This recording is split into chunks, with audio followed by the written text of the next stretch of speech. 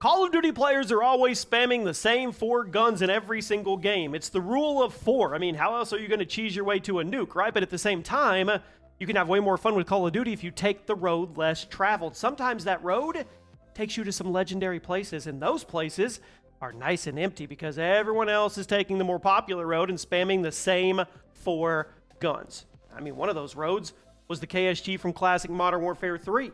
An absolutely absurd pump-action shotgun that was entirely overshadowed by the Striker, despite having one of the most ridiculous one-shot kill ranges of any pump-action shotty during the Call of Duty Golden Age. It wasn't a slug like Black Ops 2's version, but it had a pretty tight hitbox. Yeah, I mean, you had to relatively be precise, but the insta-kill power was insane, and there was also a really cheesy animation cancel that, once you mastered it, could more than double the fire rate. There you go, tips and tricks with T-Martin. Again, was really hard to pull it off, but if you were good at it, you could run around the map absolutely just, yeah, everybody, you know, nothing they could do about it. Sit down, sit down, sit down. Hardly anybody remembers this thing because hardly anybody was using it back in the day, and once the Black Ops 2 KSG hit the scene, nobody thought about the Modern Warfare 3 version ever again, but you should think about it right now. It was pretty crazy. But it wasn't the only shotgun in Classic Modern Warfare 3. It was overshadowed by the Striker. The USAS-12. Your starting shotty in the game. Semi-auto. Just like the Striker. But what made it so overshadowed was the fact the Striker completely outclassed it. Now, when you get down to it, the brass tacks, USAS was basically a nerfed Striker. It was. Smaller ammo capacity, lower fire rate cap, slower movement speed. So once you unlock the actual Striker, there was no reason to ever use the USAS again. Or was there? See, the USAS You've been assisted. May have been slower and carried fewer shells at a time. But it also actually had a way better one-shot kill range. Did you know that? Way better. Nobody knew that. Because, I mean, everyone wanted to run around the map spamming the right trigger for easy insta-kills with the Striker. Why would Call of Duty shotgun players ever want to put effort into their gameplay? You know what I'm saying? That was uncalled for, Judith. Maybe it was a little mean. Maybe, but it's the truth. I admit the Striker was statistically the better shotty. But the USAS was insanely slept on despite having some really good stats. It just wasn't as brainless as the Striker, so none of the shotgunners wanted to use it. Next up. Now, this one comes straight from the heart. There's still people who try to tell me, Jimmy, this gun was buns. Frankly, I think this gun is a bit of a litmus test for classic Black Ops players. I'm indeed talking about the infield. If you thought the gun was crap, you're kind of just giving away the fact that you were a FAMAS spammer, FAMAS lover, because if you actually tried to use the infield, you know why it's here. We don't even have to say a word. We can look across the room at each other and our eyes will connect and we understand each other. It had the same exact fire rate and damage profile as the Commando and the Glow. Yes, the exact same. Fact check me. And yet people thought those were better. Why?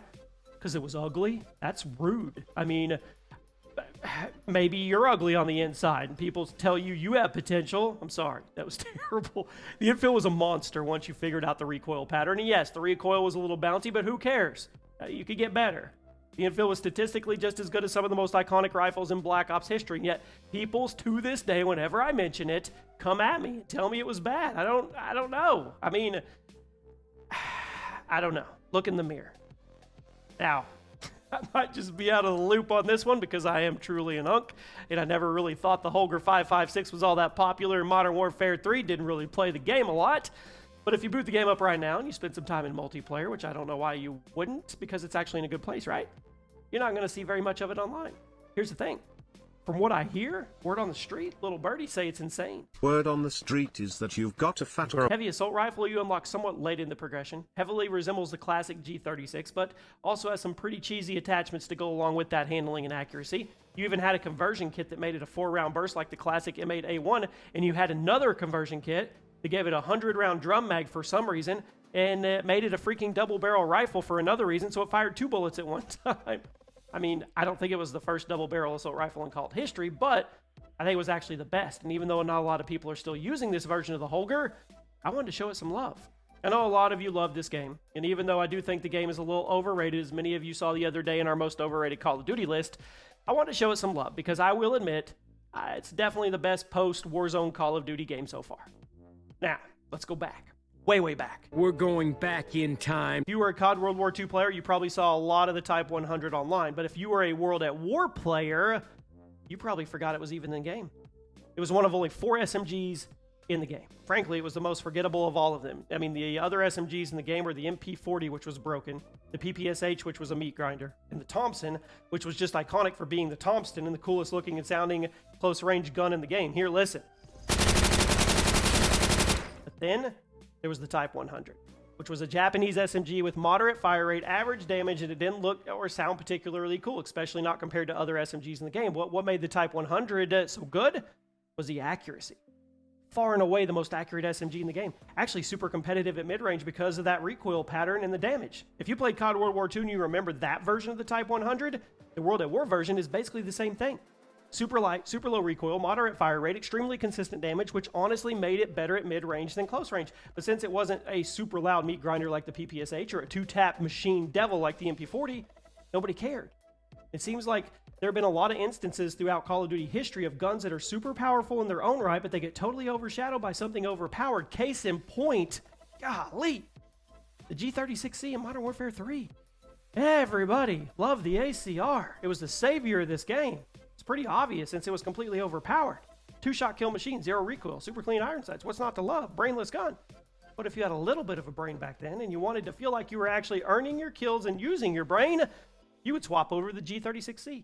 Had an extremely similar damage profile, faster fire rate. Yeah, fun fact, main difference between the ACR and the G36 in the game was the fact that the 36 had some more recoil, which could usually turn people off from using it, but it also had one of the coolest reload animations in Call of Duty history, and like I said, the damage profile was extremely similar to the ACR, so you were still going to be melting people in the blink of an eye. It took a little more skill to use, I'll admit, and you really didn't get that extra punch out of it for the extra work, you were doing, but it was a strong gun. It deserved more usage online. If the ACR wasn't there, this would have been significantly more popular. And speaking of great rifles that were completely overshadowed by the ACR, I love talking about this gun whenever I get the chance because it is one of the most satisfying rifles in classic Modern Warfare 3, but nobody was actually using it because it took a lot of skill to control. I'm talking about the CM901. Now, you guys know how COD players feel about using guns that take some skill, when instead they could just use the free kill laser beam, so nobody used it. Look, it had kick, I know. It had lots of kick. It was a kicker. It's definitely some drawbacks. But the two-shot kill range was insane as long as you landed, or if you could land one headshot, and the reload animation was smooth. It's hard to put it down once you started. Was it better than the ACR? No. Was it better than the G36C?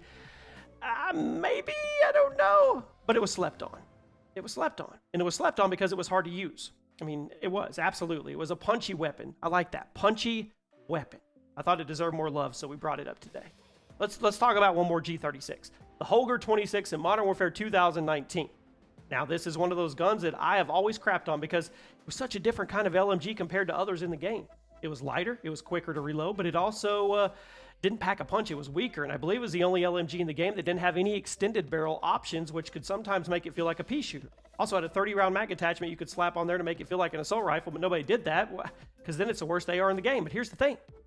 I actually think people were a little too harsh, myself included, on this LMG version of the gun because I think we were using it wrong. If you try to use the Holger like one of the other LMGs in the game, you're going to get creamed. It's not meant to hold down a certain location from a safe distance and then spend 10 minutes reloading.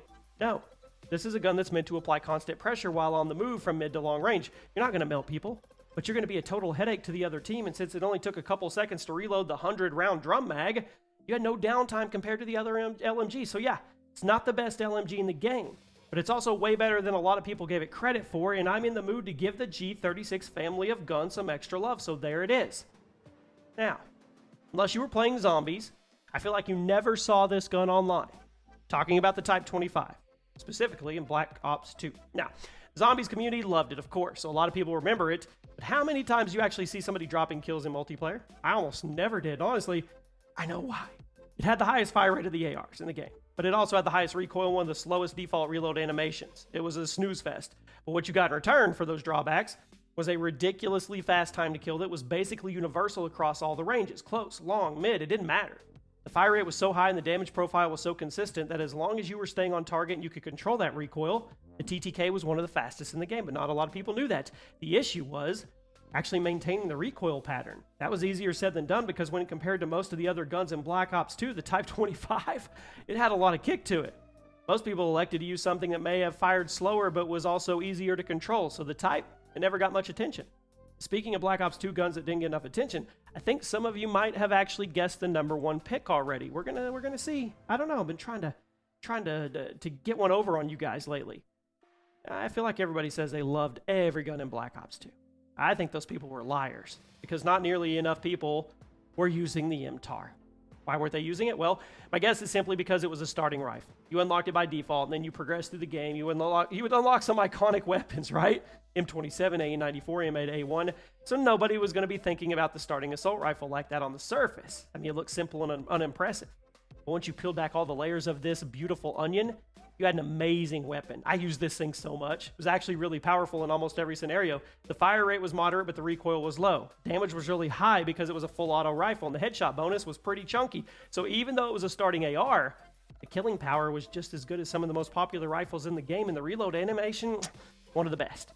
Perfect example of a gun that was overshadowed simply because it was your starting weapon in a sea of amazing iconic weapons. And if you ask me, this is the most underrated but overpowered gun in Call of Duty history. Let the comments pour over me.